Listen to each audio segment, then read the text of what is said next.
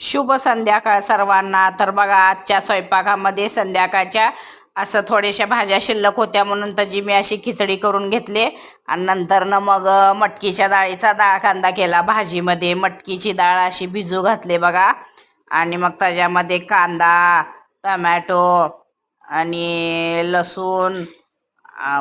लसूण कोथिंबर असे घालून मटकीच्या डाळीचा अशी रश्श्याची भाजी थोडीशी रबरबीत अशी मटकीच्या डाळीचा डाळ कांदा केला. कारण संध्याकाळी म्हणलं आता तशाच भाज्या छान लागतात. काल तर केलं होतं पिठलं, मग दररोज रोज काय करायचं म्हणून आता म्हणलं आज मटकीची डाळच करावी म्हणून मटकीच्या डाळीचा डाळ कांदा करायला घेतला बघा.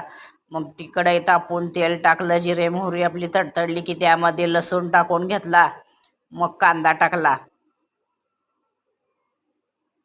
कांदा आपला परतून लाल होस्तोर तर मग त्यामध्ये हळद, तिखट, मीठ घातले आणि नंतर लागेल तेवढं डाळ परतून घेऊन लागेल तेवढं पाणी घातलं बघा. शिजस तर थोडंसं अंगापुरता रस्सा केला आणि इकडे लगेचच भात पण आपला शिजून झाला होता. मग म्हणलं 4 भाकरी टाकून घ्याव्या. बघा असं झाला मग संध्याकाळचा स्वयंपाक. भाकरी आपली परतून होस्तोर तर डाळ कांदा आपला शिजला होता.